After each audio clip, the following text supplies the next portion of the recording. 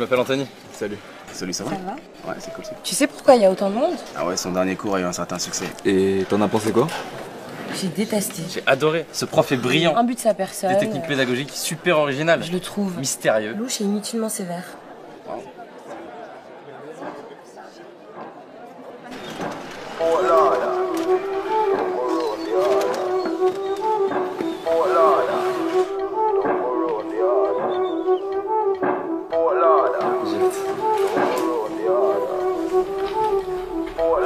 Surtout te fais pas remarquer et reste bien attentive. Parce que c'est le meilleur. Vous êtes sûrement inscrits à ce cours en pensant y trouver la vérité absolue. Eh bien, je peux tout de suite vous dire que vous aviez raison. Je suis le professeur Guillaume Déthalès et bienvenue dans mon cours de psychologie sociale. Comme on préfère l'appeler, comment sortir de la friendzone.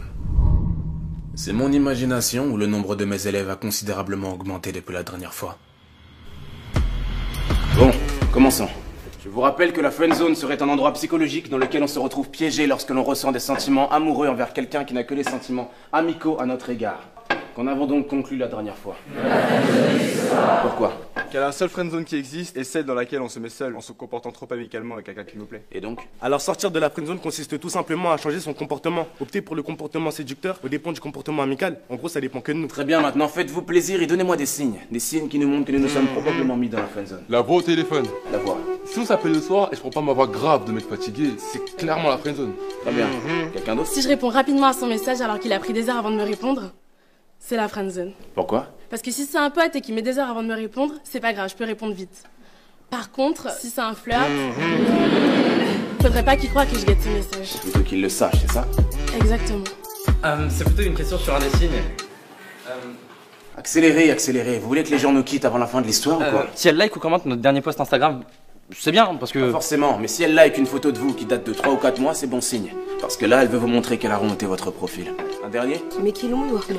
Les deux tapes sur l'épaule. Les deux tapes. Alors, après avoir rigolé ou qu'on est en train de se dire au revoir, une fille qui est à l'aise avec un garçon aura tendance à poser sa main sur son épaule. Alors si c'est juste poser ou caresser, c'est bon signe. Par contre, si elle tapote son épaule, là, croyez-moi, c'est la friendzone. D'accord. Très bien. Écrivez le sous-chapitre comment désamorcer le processus d'amitié. Désamorcer? Un problème? Vous en parlez comme si c'était une bombe, comme si c'était mortel. Depuis quand est-ce que l'amitié est quelque chose qu'il faut redouter à tel point qu'on doive la désamorcer? Bon, vous avez l'air d'avoir perdu un ami. Et vous êtes persuadé que c'est à cause de moi? Quoi, c'était votre meilleur ami? Écoutez, ce n'est pas de ma faute si votre ami C'est n'a... vous qui avez déclaré que la friendzone n'existait pas. C'est depuis vous qu'ils remettent tout en question si on a le malheur de leur envoyer un cœur bleu. Vous avez créé des monstres incapables de se contenter d'amitié. Depuis vous, dès qu'ils ont l'impression de détecter un signe d'une soi-disant friendzone, ils ont subitement envie d'en sortir. Parce que vous les avez encouragés à en avoir peur, à voir ça comme quelque chose de vexant, comme quelque chose qu'ils doivent désamorcer. Alors qu'au contraire, ce que vous n'avez pas dit, c'est que lorsque quelqu'un vous considère comme un véritable ami, vous comptez vraiment. Et bien plus qu'un énième crush comme on en croise 1 million dans une vie. Bien plus. Vous avez créé des monstres. À votre avis, combien de couples se sont formés depuis votre premier cours Comment sortir de la friendzone? Combien ont réussi à transformer leur amitié en relation amoureuse? Amitié qui durait sans doute depuis des années. Des centaines? Des milliers? Combien? Et ces nouveaux couples, on dirait quoi? 6 mois? 1 an? Grand max? Vous êtes persuadés de créer de l'amour, alors que tout ce que vous faites, c'est détruire de l'amitié. Parce que l'amour échoue bien plus facilement que l'amitié. J'ai compris ce que vous essayez de nous dire, mademoiselle. Alia. Je ne vous ai pas demandé votre nom. Eh bien, je vous l'ai donné quand même.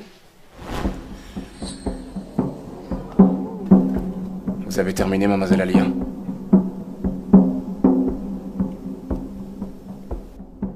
Reprenons.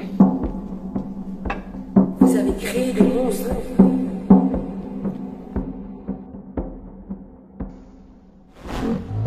Détruire de l'amitié. Admettons. Vous, ne me donnez pas aussi votre nom, il ne m'intéresse pas. Quelle est la nourriture que vous aimez le moins? Quoi? Allez, dans quel restaurant vous n'allez jamais manger? Japonais. Pourquoi? J'aime pas le poisson cru, les sushis et tout. Si je vais, je prendrai que des brochettes. Donc bon, ça va un peu cher pour des brochettes. Ne me racontez pas votre vie. Quelqu'un est d'accord avec lui ici? Vous deux, vous êtes ensemble? Non, on est juste potes. Ouais. Combien de fois êtes-vous allé manger au resto japonais du coin de la rue à l'heure du déjeuner? Plusieurs fois. C'était bon? Ouais, j'aime bien. Pourtant, vous avez levé la main, vous, donc vous détestez ça, n'est-ce pas? Oui, mais... Vous aussi, vous avez levé la main. Vous Vous y allez quand même à deux? Bah non, on n'y va jamais ensemble, vu qu'il n'aime pas. Vous avez compris, mademoiselle Alia. Votre théorie dit que je détruis l'amitié. Mais dans le cas 1, votre soi-disant ami va venir manger des sushis avec vous et des petites brochettes en vous cachant qu'il déteste ça. Tandis que dans le cas 2, votre ami vous dira qu'il n'aime pas ça en prenant le risque que vous y alliez avec quelqu'un d'autre. Et alors? Dans le cas 1, c'est-à-dire dans le cas d'une friendzone, votre ami n'est pas lui-même. On fait tous des compromis en société. Là, il s'agit simplement de poisson cru. Mais jusqu'où ira votre ami friendzoné pour vous plaire, consciemment ou inconsciemment? Il calquera ses goûts sur les vôtres, cachera sa vision de la vie s'il a l'impression que vous en avez une opposée. Par exemple, il ne vous exposera pas son avis sur la peine de mort s'il a l'impression que vous êtes contre alors que lui est pour. Pourtant, c'est ce que devrait faire un ami, car un ami est juste lui-même et ne cherche pas à paraître comme le gendre idéal.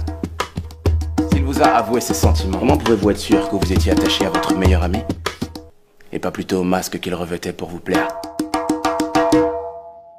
Si c'est ce genre d'amitié que j'ai détruit, y a pas mort d'homme. Reprenons. Nous allons donc voir comment désamorcer une amitié naissante en plusieurs étapes.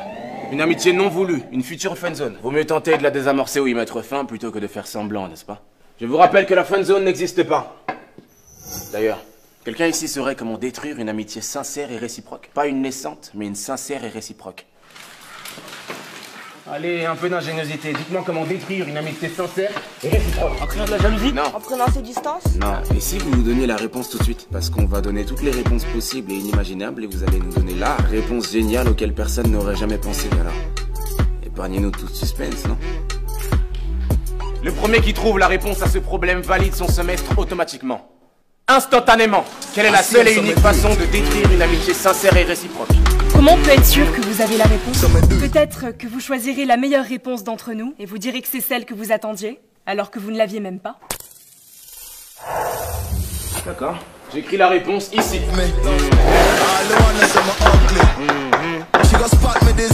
Vous avez jusqu'à la fin du cours pour la trouver. Avec vos histoires de sushi, vous vous rendez compte que vous dites presque si l'ami n'est pas sincère, c'est de notre faute? Vous lâchez pas le morceau, vous. Mais c'est de la faute des théories comme les vôtres, en fait. Comment un ou une amie qu'on connaît depuis des années peut basculer de l'autre côté, subitement? Mais lui avez-vous dit clairement qu'il n'y aurait que de l'amitié et jamais autre chose entre vous? Non, mais... Alors il a le droit de tenter sa chance puisque la friendzone n'existe pas. Mais on n'a pas forcément besoin de le dire, en fait. Ça se voit dans l'attitude quand c'est qu'amical et que ça ne peut rien être d'autre. N'importe qui le verrait, vous croyez? À part quelqu'un à qui vous avez monté la tête avec vos théories, n'importe qui serait capable de détecter une attitude purement amicale. On parie? Donnez-moi votre numéro de téléphone. Quoi? Vous voyez l'homme de ménage à l'extérieur de l'amphi? Il s'appelle Richard, il travaille dans cette université depuis un peu moins d'1 an et il est homosexuel. Allez lui parler, invitez-le à sortir comme manger ou ce que vous voulez. Invitez Richard mais purement amicalement comme vous dites. Vous prétendez que n'importe qui reconnaîtrait votre attitude amicale. Mais si Richard croit plutôt que vous lui faites des avances, alors il vous dira qu'il est homosexuel et qu'il n'est pas intéressé. Dans ce cas-là, je gagne le pari. Et dans le cas contraire, s'il accepte le rendez-vous, c'est qu'il aura reconnu vos intentions purement amicales. Et là, c'est vous qui gagnez le pari. Facile. Mais je n'aime pas les tricheurs, alors donnez-moi votre numéro de téléphone et cachez un écouteur dans l'une de vos oreilles. Je vous appelle en haut-parleur pour que tout le monde puisse entendre votre conversation avec Richard. Alors, pari tenu?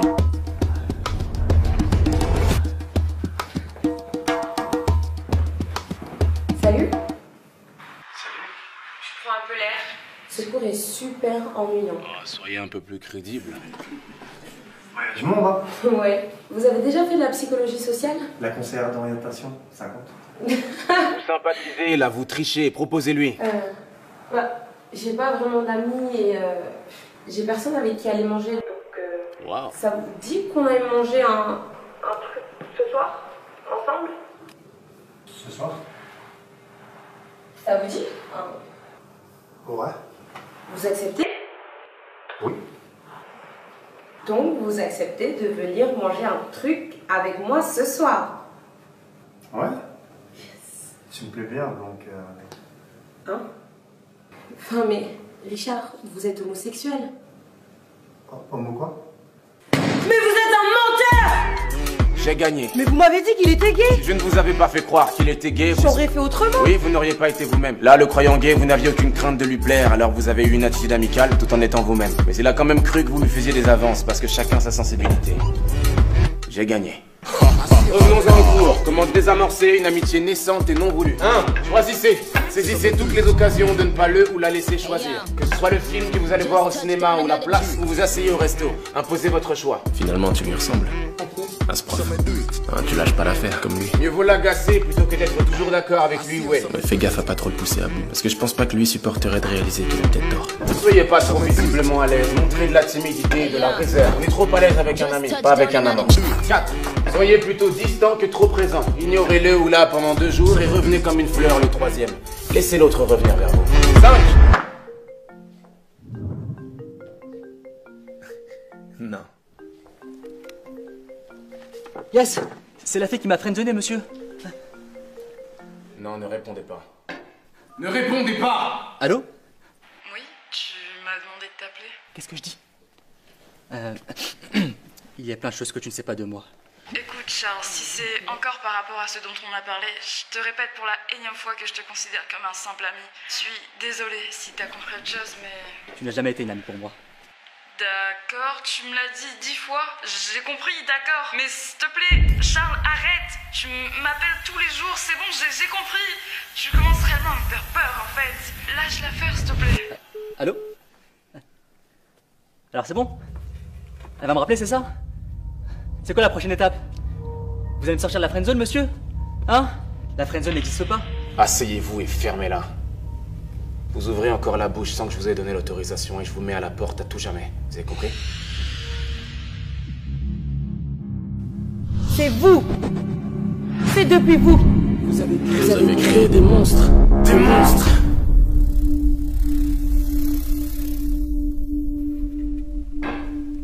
Mademoiselle Alia, je suis désolé que vous ayez coupé les ponts avec votre meilleur ami, simplement parce que mon cours l'a poussé à être sincère avec vous. Désolé qu'il vous ait menti depuis le jour de votre rencontre. Je suis désolé qu'il n'ait pas continué à ravaler ses sentiments sans vous le dire, pour que vous puissiez garder un ami fidèle, un toutou, qui va toujours de votre sens et qui vous regarde avec des yeux pleins d'étoiles pour vous permettre de faire le plein de confiance en vous et votre petite personne. Je suis désolé. Mais ne nous faites pas croire que vous ne le saviez pas. Vous faites semblant d'être remonté contre moi et mon cours, alors que vous n'arrivez simplement pas à avaler le fait qu'il vous estimait bel et bien comme un énième crush comme on en croise 1 million dans sa vie. Il était votre meilleur ami. Mais vous n'êtes visiblement pas assez bien pour être la sienne. Faites avec.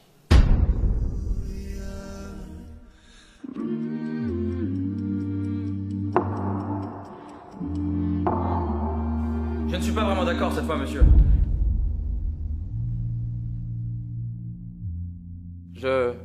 Enfin... Peut-être que son meilleur ami la considérait vraiment comme son ami, sincèrement. Ah, c'est donc lui ton ex-meilleur ami. Mais que suite à votre cours, qui était génial. Peut-être qu'il s'est dit que s'ils s'entendaient si bien, peut-être que ce serait du gâchis de ne pas tenter de se mettre ensemble. Et puis, peut-être qu'à force d'y penser, il a fini par lui faire part de tout ça. Mais que ça a brisé quelque chose entre eux et qu'ils ont préféré s'éloigner. Mais de là à dire que l'amitié n'était pas sincère... Je vous avais dit que le prochain qui ouvrait la bouche dans mon cours sans mon autorisation serait mis à la porte, alors fichez-moi le camp. Je dis fichez-moi le camp! Vous croyez où là? J'ai une tête de psy conjugale ou quoi? Vous croyez pouvoir venir dans mon cours, raconter vos sornettes comme si j'étais un plateau télé? Et vous aussi, mademoiselle, vous créez des monstres. Sortez de mon cours et ne revenez jamais!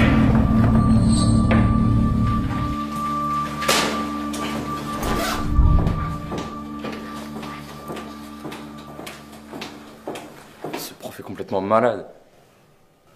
Je te dirais pas que je te l'avais dit. Tu changeras jamais, toi.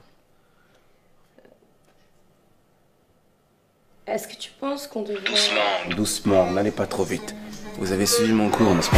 Et vous aussi, mademoiselle, vous créez des monstres. Sortez de mon cours! Désolé qu'il vous ait menti depuis le jour de votre rencontre, toutou. Mais vous n'êtes visiblement pas assez bien pour être la sienne. Je ne suis pas vraiment d'accord cette fois, monsieur. Trouvez-moi, c'était votre meilleur ami. Et vous aussi, mademoiselle, vous créez des monstres. Sortez de mon cours et ne revenez jamais! Quoi? Non, rien. Vous savez alors comment désamorcer une amitié. Si vous voulez la réamorcer, faites l'inverse. Choisissez. Faites l'inverse, laissez-le choisir. Du moins, faites-lui croire que c'est lui qui choisit sa situation. Si tu m'avais dit ce que tu pensais comme tu l'as dit tout à l'heure, j'aurais peut-être mieux compris. Étape 2. Mieux vaut l'agacer que d'être toujours d'accord avec lui ou elle. Faites l'inverse. T'as raison. Soyez pas trop visiblement à l'aise, montrez de la timidité et de la réserve. Le contraire, détendez-vous. 4. Soyez plutôt distant que trop présent. Anthony? Ouais.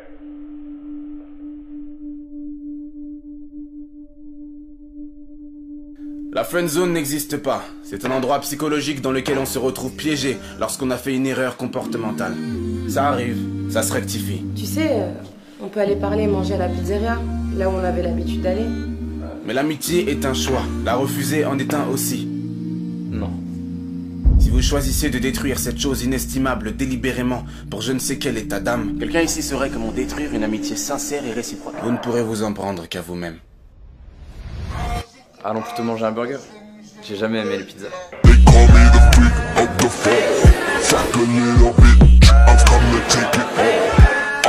deux tapes sur l'épaule.